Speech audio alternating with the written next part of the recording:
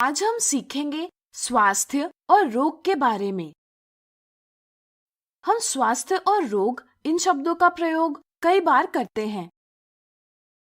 स्वास्थ्य वह अवस्था है जिसके अंतर्गत शारीरिक यानी फिजिकल, मानसिक यानी मेंटल तथा सामाजिक यानी सोशल कार्य समुचित क्षमता द्वारा उचित प्रकार से किए जा सके।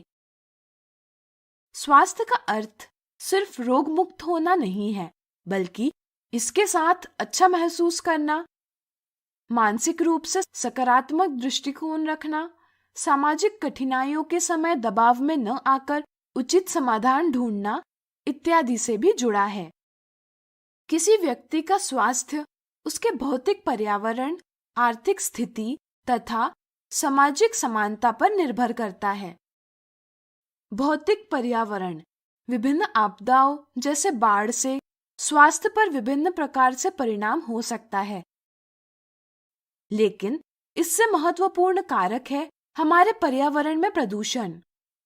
यदि हमारे आसपास का पर्यावरण गंदा और प्रदूषित होगा तो हम निराश महसूस करते।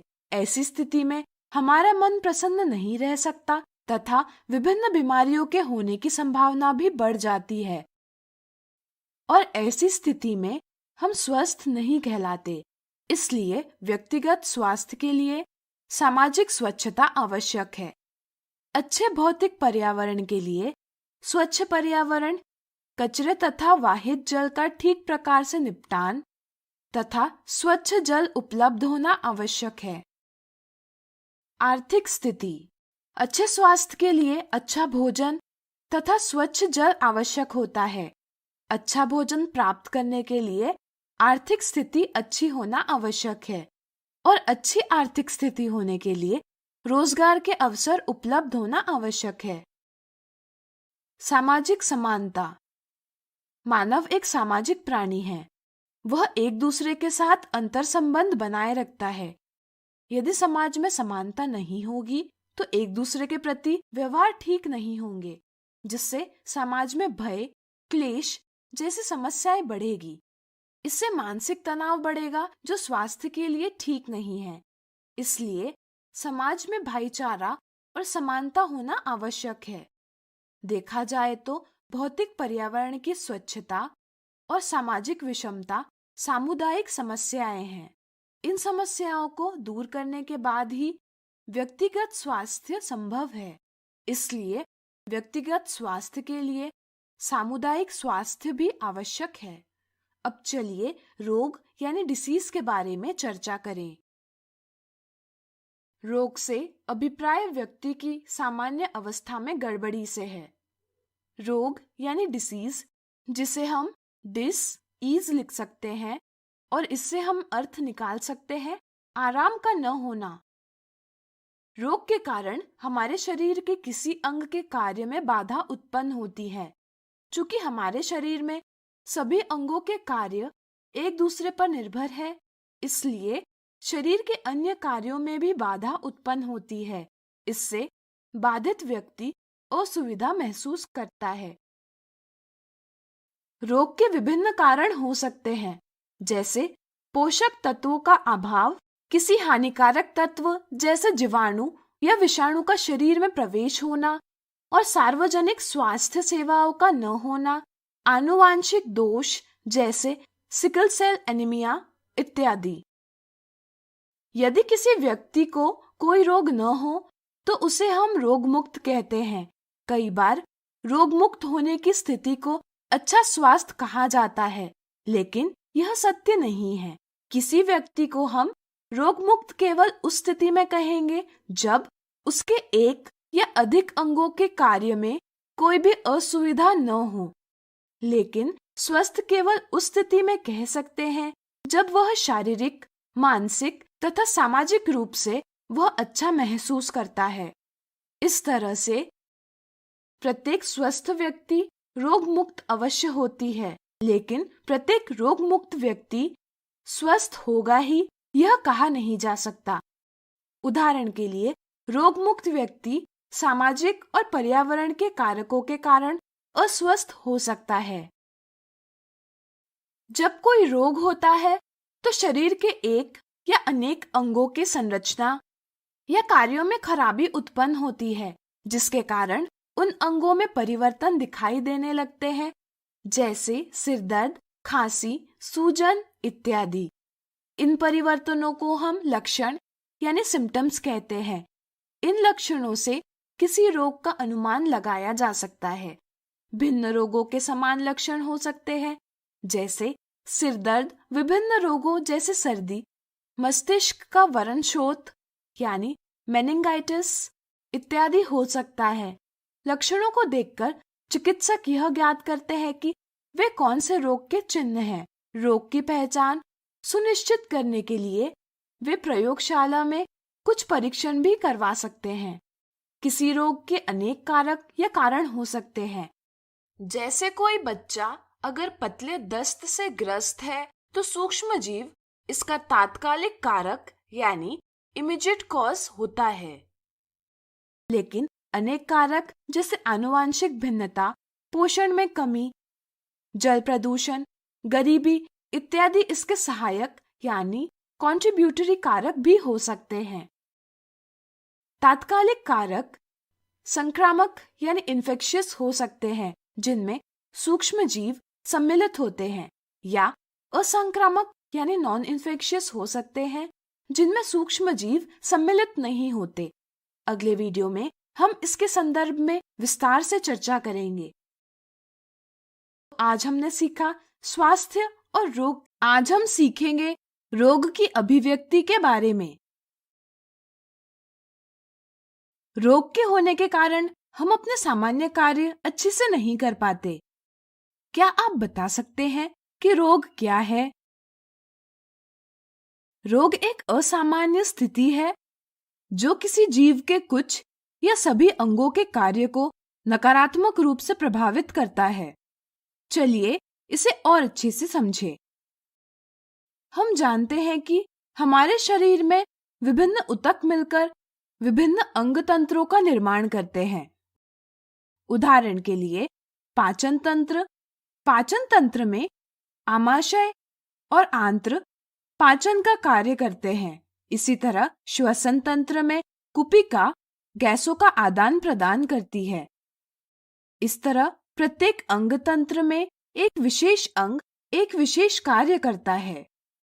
किंतु जब शरीर में रोग होता है तब एक अथवा अनेक अंग या अंग तंत्र अपना कार्य नहीं कर पाते हैं। उन अंगों में परिवर्तन दिखाई देने लगता है, जैसे सिरदर्द, चक्कर आना, खांसी, सूजन इत्यादि। इन परिवर्तनों को हम लक्षण यानी सिम्टम्स कहते हैं। मान लीजिए कि एक व्यक्ति को सिर दर्द है, तो व्यक्ति के बताने पर ही चिकित्सक को ज्ञात होगा कि इसे सिर दर्द है। इसलिए लक्षणों का अनुभव केवल रोगी को ही होता है। किसी रोग के लक्षणों के अभिव्यक्त होने को रोग की अभिव्यक्ति यानी मैनिफेस्टेशन ऑफ डिसीज कहा जाता है। यदि किसी को सिर दर्द है तो इसका कारण सर्दी, चिंता, मस्तिष्क का वरणशोथ यानी मेनिंगाइटिस इत्यादि हो सकता है। इसलिए लक्षणों से हमें यह पता चलता है कि कोई रोग है, लेकिन लक्षणों से ज्ञात नहीं होता कि यह असल में कौन सा रोग है। इसलिए चिकित्सक लक्षणों के आधार पर रोग के चिन्ह यानी साइंस देखते हैं और रोग की पहचान करते हैं। रोग के चिन्ह जैसे सूजन, बुखार आदि चिकित्सक द्वारा पहचाने जा सकते हैं। रोग की पहचान सुनिश्चित करने के लिए चिकित्सक प्रयोगशाला में कुछ परीक्षण भी करवा सकते हैं। अब चलिए अंग और ऊतक विशिष्ट अभिव्यक्ति को विस्तार से समझते हैं। हम जानते हैं कि सूक्ष्म जीव की तुलना में हमारा शरीर बहुत बड़ा है। रोग उत्पन्न करने वाले विभिन्न जीव विभिन्न साधनों द्वारा शरीर में प्रवेश करते हैं और शरीर में रहते हैं।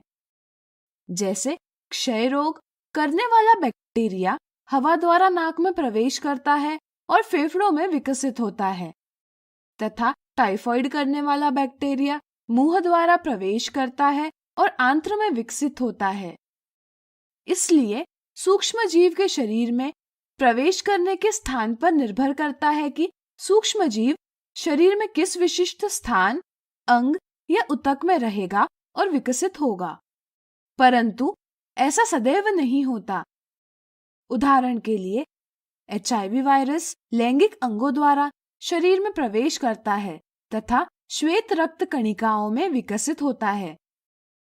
इसी प्रकार मलेरिया उत्पन्न करने वाला प्रोटोजोआ मच्छर के काटने द्वारा शरीर में प्रवेश करता है और यकृत यानी लिवर में रहता है और इसके बाद लाल रक्त कणिकाओं में विकसित होता है। जब सूक्ष्म जीव फेफड़ों में रहते हैं यानी फेफड़ों पर आक्रमण करते हैं, तब सर्दी, सांस लेने में मुश्किल, खांसी जैसे लक्षण उत्पन्न होते हैं। इसी प्रकार यकृत पर आक्रमण होने से पीलिया होता है। मस्तिष्क पर आक्रमण होने से सिर दर्द, चक्कर आना, बेहोशी जैसे लक्षण उत्पन्न होते हैं। इसलिए सूक्ष्म जीव जिस अंग या ऊतक पर आक्रमण करते हैं, इसी पर रोग के लक्षण और चिन्ह निर्भर करते हैं। इसलिए लक्षणों और चिन्हों के आधार पर हमें ज्ञात होता है कि किसी अंग या ऊतक पर आक्रमण हुआ है। हमारे शरीर में प्रतिरक्षा तंत्र रोगों से हमारी रक्षा करता है। जब संक्रमण होता है तब प्रतिरक्षा तंत्र क्रियाशील हो जाता है और अनेक कोशिकाओं का निर्माण करता है। यह कोशिकाएं प्रभावित अंग या ऊतक में जाती है और सूक्ष्म जीव को मारती है। इस प्रक्रम को शोथ कहा जाता है। शोथ के कारण सूजन और दर्द जैसे स्थानीय लक्षण और बुखार जैसे सामान्य लक्षण होते हैं। इसलिए संक्रामक रोगों में अंग और ऊतक विशिष्ट लक्षणों के साथ अन्य सामान्य लक्षण भी होते हैं। HIV वायरस प्रतिरक्षा तंत्र के कोशिकाओं में रहता है और इन्हें नष्ट करता है, जिसके कारण हमारा शरीर छोटे संक्रमणों से मुकाबला नहीं कर पाता।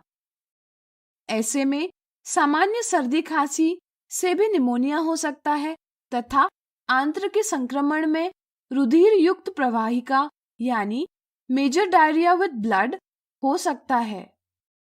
ये अन्य संक्रमण ही रोगी की मृत्यु का कारण बनते हैं। इस तरह कुछ रोगों में संक्रमण के विशिष्ट ऊतक अति सामान्य प्रभाव दर्शाते हैं। हमें ध्यान में रखना चाहिए कि यदि शरीर में प्रवेश करने वाले सूक्ष्म जीव की संख्या कम होती है तो रोग की अभिव्यक्ति भी कम होती है, तथा यदि शरीर में प्रवेश करने वाले सूक्ष्म जीव की संख्या अधिक होती है तो रोग की अभिव्यक्ति तीव्र होती है। इससे जीवन को खतरा भी हो सकता है। इस प्रकार रोग की अभिव्यक्ति शरीर में स्थित सूक्ष्म जीव की संख्या पर निर्भर करती है तथा शरीर में उपस्थित प्रतिरक्षा तंत्र शरीर में उपस्थित जीवित सूक्ष्म जीवों की संख्या को निर्धारित करता है। तो इस प्रकार आज हमने सीखा रोग की अभिव्यक्ति के बारे में।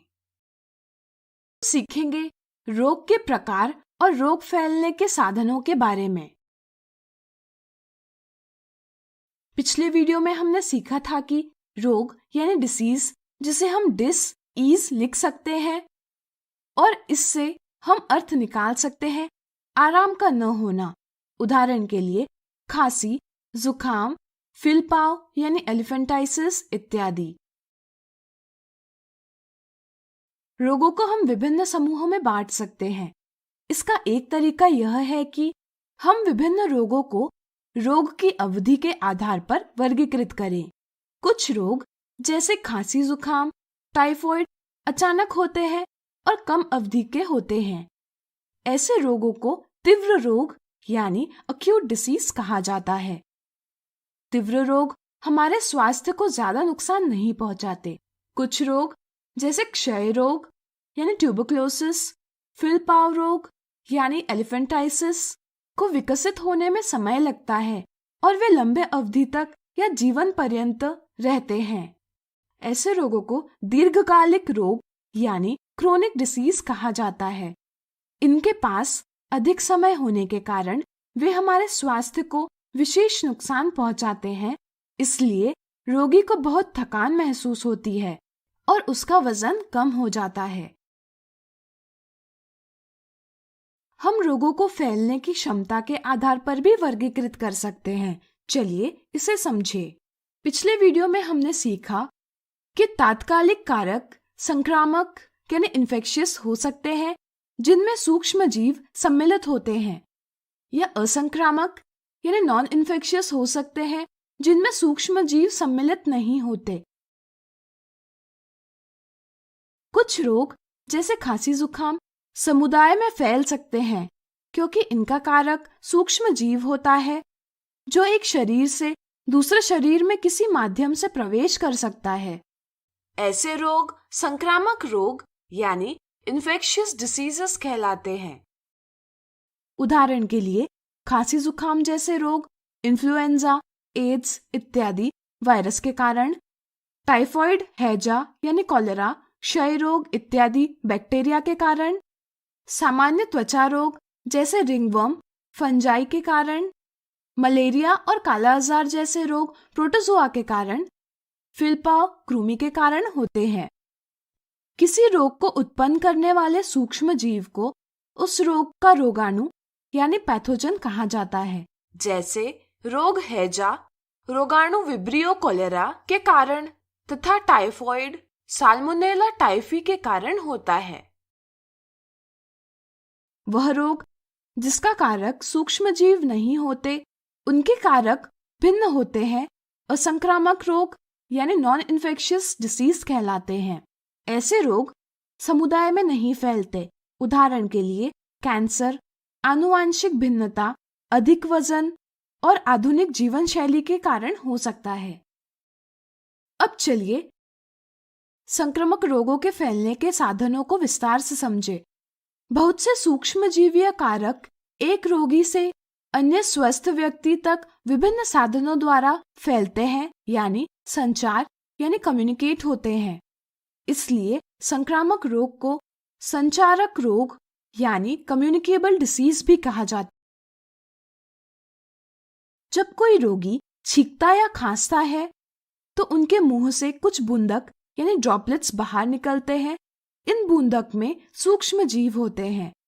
ऐसे में यदि कोई अन्य व्यक्ति रोगी के पास हो तो श्वास द्वारा हवा में उपस्थित बूंदक उसके शरीर में प्रवेश करते हैं।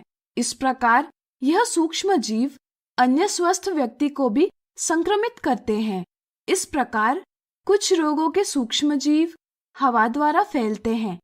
हवा द्वारा फैलने वाले सूक्ष्म जीवों को वातोड़ सूक्ष्म जीव कहा जाता है तथा हवा द्वारा फैलने वाले रोगों को वातोड़ रोग यानी एयरबोर्न डिसीज कहा जाता है। इसलिए यदि किसी व्यक्ति वातोड़ रोग है तो उसे भीड़ वाली जगह में नहीं जाना चाहिए। इसी प्रकार कुछ रोग जल द्वारा फैलते हैं, इसलिए इन्हें जलोढ़ कहा जाता है। जब हैजा से ग्रसित रोगी के अपशिष्ट पेयजल में मिल जाते हैं और यदि कोई व्यक्ति यह दूषित जल को पीता है तब रोगाणु स्वस्थ व्यक्ति में प्रवेश करता है और व्यक्ति रोग से ग्रसित हो जाता है। ऐसे रोग साफ जल की अनुपलब्धता के कारण होता है। कुछ रोग लैंगिक संपर्क यानी सेक्सुअल कांटेक्ट से एक साथी से दूसरे साथी में स्थानांतरित होता है। ऐसे रोग को लैंगिक संचारी रोग यानी सेक्सुअली ट्रांसमिटेड डिसीज कहा जाता है। यह रोग सामान्य सामाजिक संपर्क से नहीं फैलते हैं तथा एड्स रोगी का रक्त स्वस्थ व्यक्ति में स्थानांतरित करने से एड्स रोगी को लगाई हुई सुई स्वस्थ व्यक्ति को लगाने से भी फैलता है।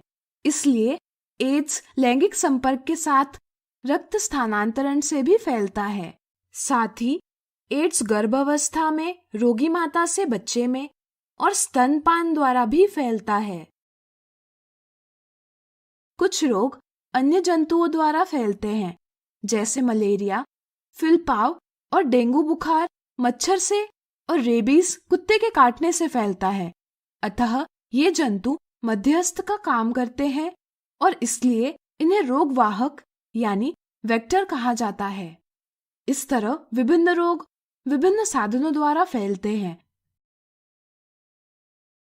तो आज हमने सीखा रोग और रोग फैलने के साधनों के बारे में। आज हम सीखेंगे उपचार के नियम के बारे में।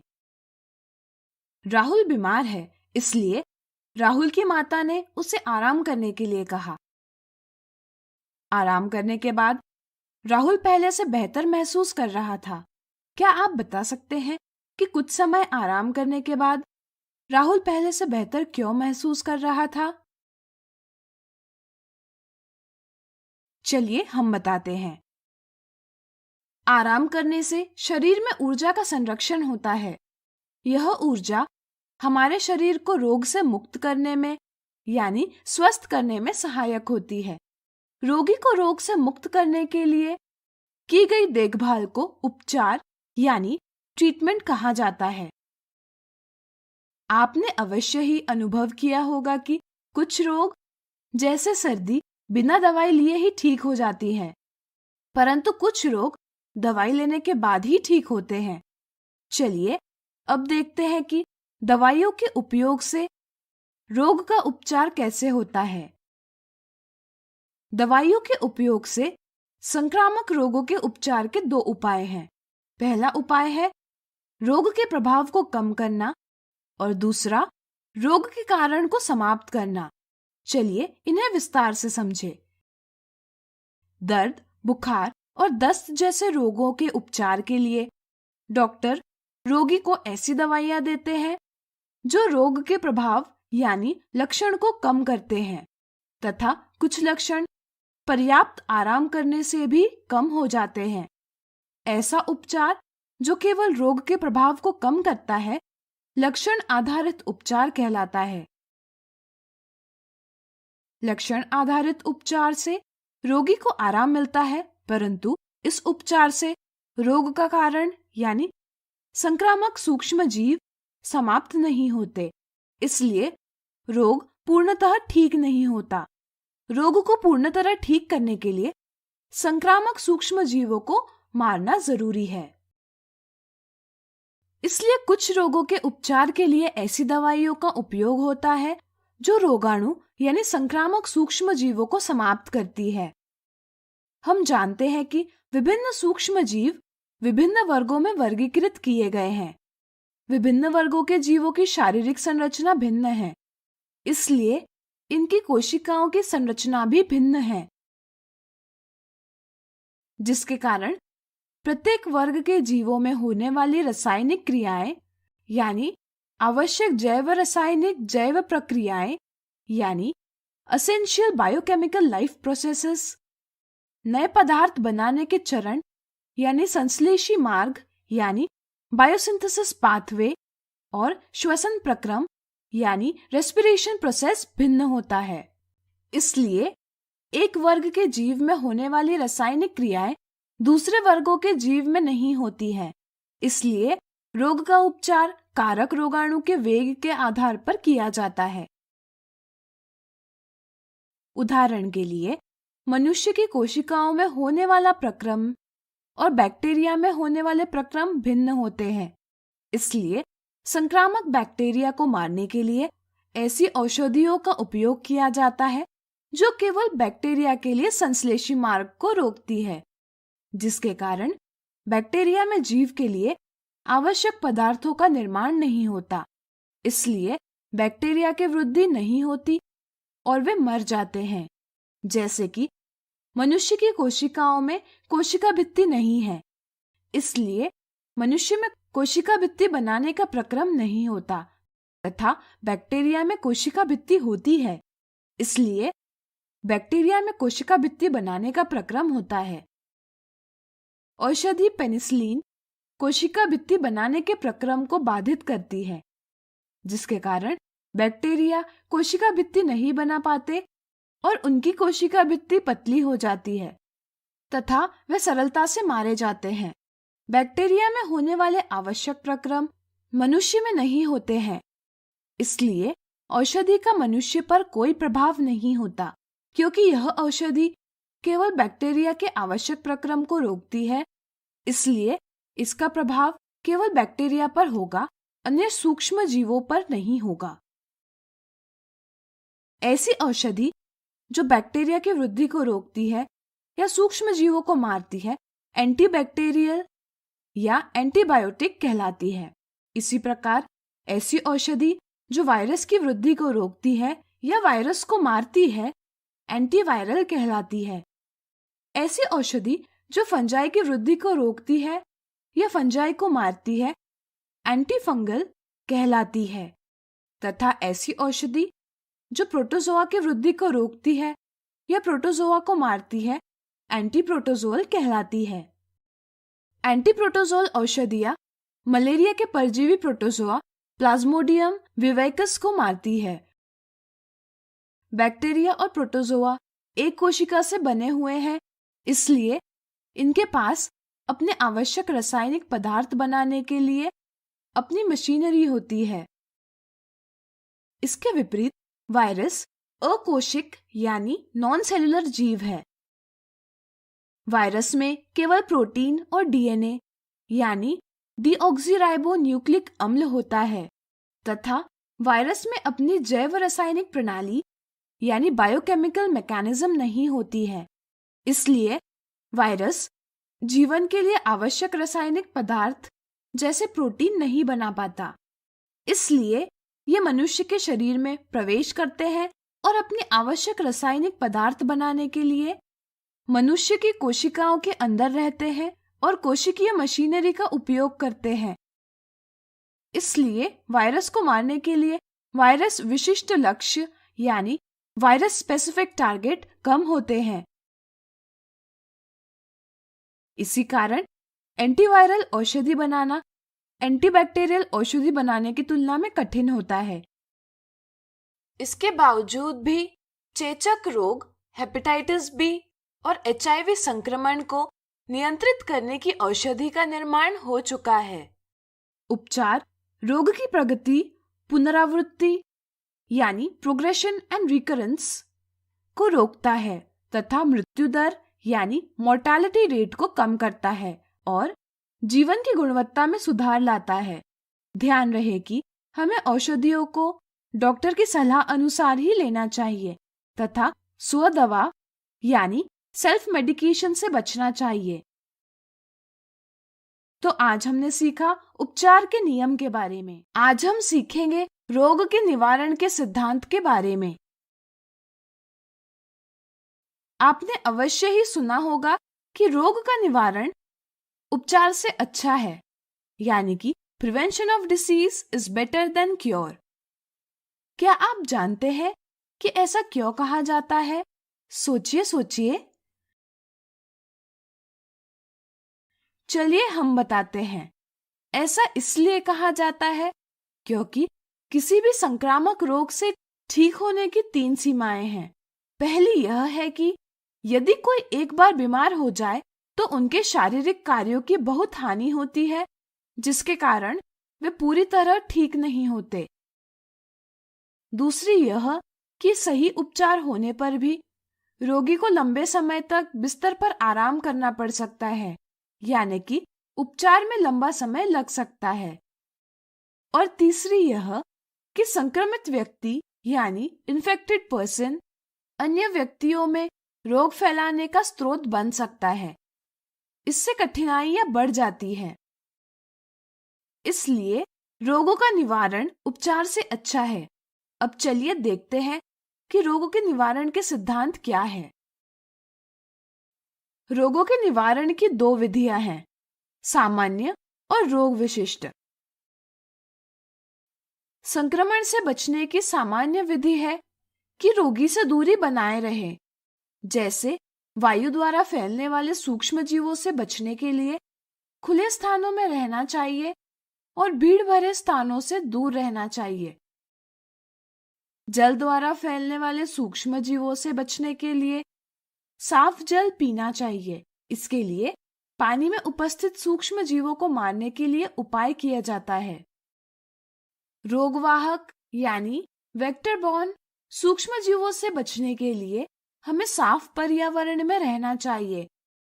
उदाहरण के लिए स्वच्छ वातावरण में मच्छर उत्पन्न नहीं होते हैं। इससे मच्छरों से फैलने वाले रोग होने की संभावना कम हो जाती है। इसलिए संक्रामक रोगों से बचने के लिए स्वच्छता आवश्यक है तथा संक्रामक रोगों का निवारण जन स्वच्छता विधियों द्वारा किया जा सकता है, जिससे संक्रामक कारक कम हो जाते हैं। आपने अवश्य ही अनुभव किया होगा कि यदि परिवार के किसी एक सदस्य को सर्दी जुकाम है तो परिवार के दूसरे सदस्यों को भी सर्दी जुकाम हो जाता है, परंतु वास्तव में सभी सदस्यों को सर्दी जुकाम नहीं होता। क्या आप इसका कारण जानते हैं? सोचिए सोचिए। चलिए हम बताते हैं। हमारे शरीर में प्रतिरक्षा तंत्र होता है। प्रतिरक्षा तंत्र रोगाणुओं से लड़ता है और शरीर की रक्षा करता है। हमारे शरीर में जैसे ही कोई रोगाणु प्रवेश करता है, वैसे ही प्रतिरक्षा तंत्र की कुछ कोशिकाएं सक्रिय हो जाती है तथा रोगाणु को मार देती है, जिससे हमें रोग नहीं होता। प्रतिरक्षी कोशिकाएं संक्रमण को फैलने से पहले ही रोग को समाप्त कर देती है। इसलिए संक्रामक रोग से संक्रमित होने का अर्थ यह नहीं होता कि हमें कोई विशेष रोग हुआ है, परंतु यदि किसी को पर्याप्त भोजन और पोषण प्राप्त नहीं होता है, तब शरीर में पोषक तत्वों की कमी हो जाती है, जिसके कारण प्रतिरक्षा तंत्र रोगाणुओं को मारने में सफल नहीं होता है तथा गंभीर संक्रामक रोग प्रतिरक्षा तंत्र की असफलता दर्शाते हैं। इसलिए पर्याप्त भोजन संक्रामक रोगों से बचने की मूल आवश्यकता है। अब चलिए संक्रामक रोग से बचने की विशिष्ट विधि की बात करें। संक्रामक रोग से बचने की विशिष्ट विधि टीकाकरण यानी वैक्सीनेशन है। टीकाकरण हमारे प्रतिरक्षा तंत्र से संबंधित है। चलिए इसे विस्तार से समझें। 100 वर्ष पहले चेचक यानी स्मॉल पॉक्स एक महामारी थी। इस रोग से बचने के लिए चेचक रोगी के पास कोई भी व्यक्ति नहीं जाता था, परंतु वे लोग जिन्हें भयानक चेचक हुआ था, वे चेचक रोगी की सेवा करते थे। इन लोगों के शरीर पर चेचक के बहुत दाग थे। इन लोगों को दूसरी बार चेचक नहीं होता था, यानी कि एक बार चेचक होने से आपको बाद में चेचक रोग नहीं होगा। ऐसा इसलिए होता है क्योंकि जब रोगाणु पहली बार प्रतिरक्षा तंत्र पर आक्रमण करते हैं, तब प्रतिरक्षा तंत्र रोगाणु की प्रति क्रिया करता है और इस विशिष्ट रूप की क्रिया स्मरण कर लेता है। इस प्रकार जब ऐसा रोगाणु या इससे मिलने जुलने वाला रोगाणु दूसरी बार शरीर में प्रवेश करता है, तो प्रतिरक्षा तंत्र पूर्ण शक्ति से रोगाणु को नष्ट कर देता है। इसलिए पहले संक्रमण की अपेक्षा दूसरा संक्रमण शीघ्र ही समाप्त हो जाता है। यह प्रतिरक्षा तंत्र के नियम का आधार है। इसी नियम के आधार पर टीके यानी वैक्सीन का निर्माण हुआ। किसी इंसान को टीका लगाने की क्रिया को टीकाकरण यानी वैक्सीनेशन कहा जाता है। टीके में निष्क्रिय यानी इनएक्टिव रोगाणु होता है, इसलिए ये रोग नहीं करते। शरीर में निष्क्रिय रोगाणु के प्रवेश करने से प्रतिरक्षा तंत्र सक्रिय हो जाता है और रोगाणु को मारने के लिए प्रतिरक्षी कोशिकाएं बनाता है। इस तरह से असल रोगाणु के प्रवेश से पहले ही हमारा प्रतिरक्षा तंत्र रोगाणुओं के लिए सक्रिय हो जाता है। इस प्रकार निष्क्रिय रोगाणु यानी टीका रोग करने वाले रोगाणुओं को रोग करने से रोकते हैं। इसलिए टीकाकरण की विधि में निष्क्रिय रोगाणु से संक्रमित करके प्रतिरक्षा तंत्र को मूर्ख बनाया जाता है। आज ऐसे बहुत से टीके उपलब्ध हैं जो रोग का निवारण करते हैं। टेटनस, डिप्थेरिया, कुकर खांसी, चेचक, पोलियो आदि के टीके उपलब्ध हैं। यह बच्चों की संक्रामक रोगों से रक्षा के लिए सरकारी स्वास्थ्य कार्यक्रम है। यह स्वास्थ्य कार्यक्रम सभी के लिए उपलब्ध होते हैं। इसलिए किसी भी संक्रामक रोगों के निवारण के लिए सभी को सार्वजनिक स्वच्छता और टीकाकरण का अभ्यास करना चाहिए। तो आज हमने सीखा रोग के निवारण के सिद्धांत के बारे में।